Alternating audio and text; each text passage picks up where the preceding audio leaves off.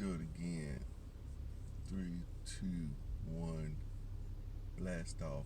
It's your boy ObZ here. Do it to life, for life. Do it to you. Today is 184. Oh yeah, see that? See that right there? Do it to your life. This is the day we're gonna be doing a one thing recap. Unfortunately, yesterday, boom, the one thing app was on the fritz, and I didn't get a chance to listen to the one thing podcast. I mean, I kept trying for 2, 3, 4, 5 times. I tried, and then it just wouldn't go through. It just wouldn't go through at all. So I asked myself, what's the one thing I can do that such by doing it would make listen to the one thing easier, what I'm doing easier or unnecessary?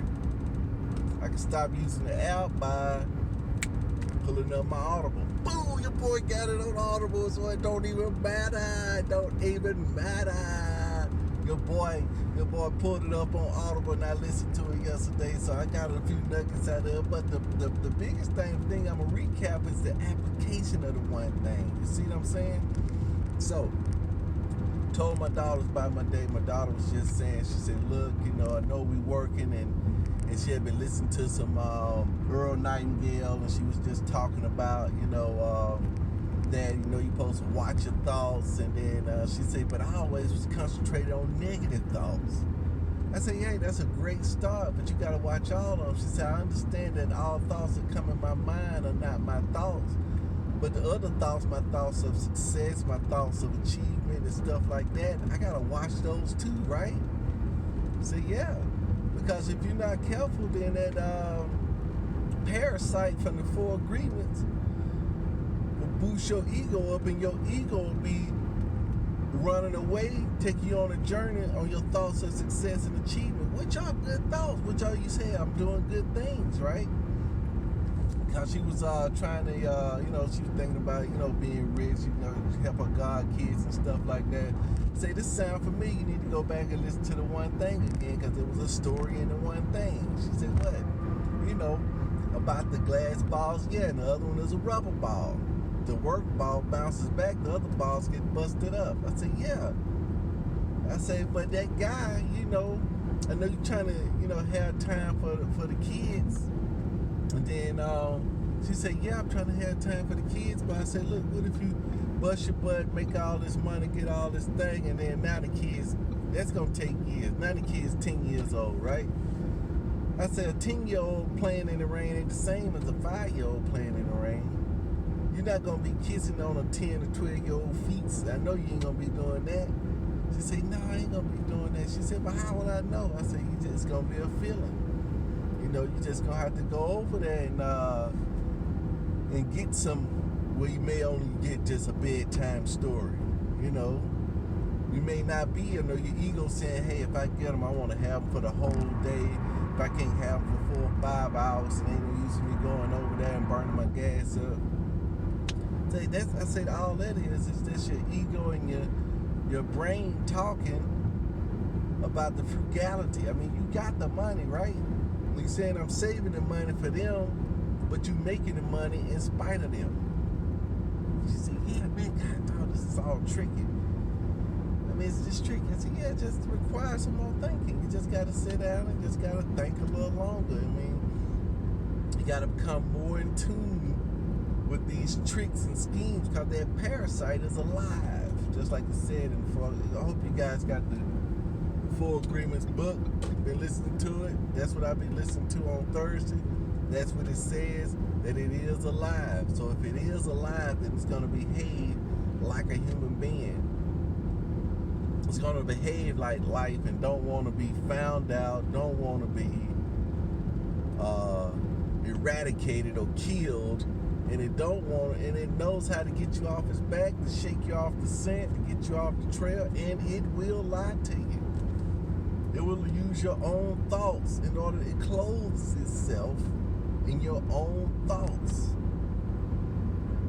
That's the deal. That's what makes, and since it's been there so long, it kind of know you so close to you.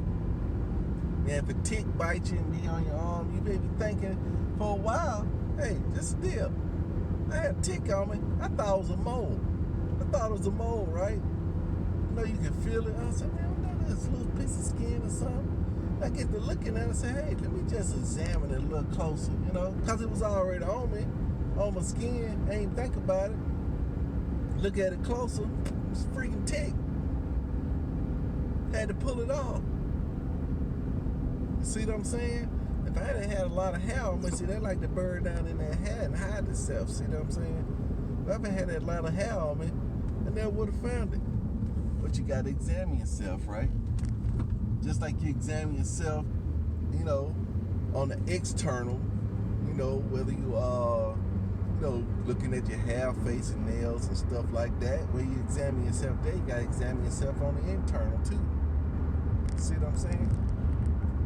So that's what we talked about. That's that one thing recap of applying that one thing to our everyday lives. Just asking that question, going back to when we was little kids, when we experienced tremendous growth from up to the age of 5, and then it waned off. My other daughter was sitting there right next to me, and I'm explaining this to her. She said, guess what happened? Why that growth started to wane off? And she said, my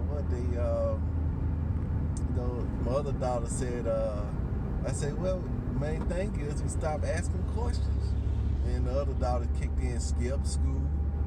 She said school. I said, yeah. She said, because I'm always the one raising my hand. Nobody wanted me to raise my hand. I get ridiculed. Or your parents tell you, no, stop asking all these questions. All this keep going on until you build up a defense mechanism where you don't ask that person any questions. From fear. It's false evidence appearing real, but it's from fear. You know, of retaliation. You know, sometimes I'm talking to my wife sometimes. I'll be like, she ain't gonna answer no question. Hey, why you ask me that question? It's crazy. No, I can ask you a question if I want to ask you a question. You can say, hey, I refuse to answer it. You know what I'm saying? Or if she's doing something around the house and it's a fine line because I want to fix everything, and sometimes she don't want everything fixed. She want to do it herself. Hey, you want me to do that? You want me to do it? No, leave me alone. Boom. So what I do is just kind of wait, kind of hold myself back a little bit till she asks me twice.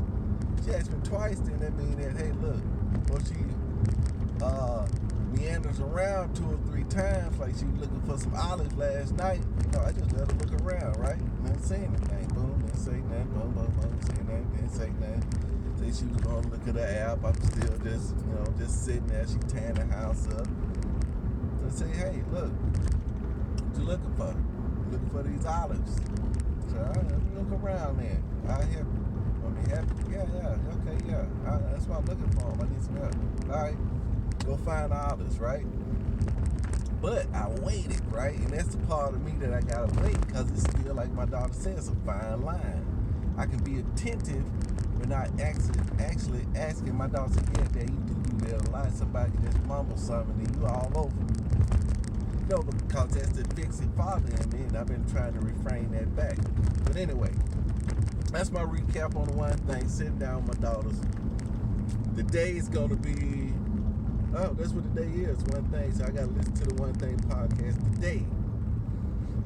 And then I'll recap some of that probably tomorrow. Peace out.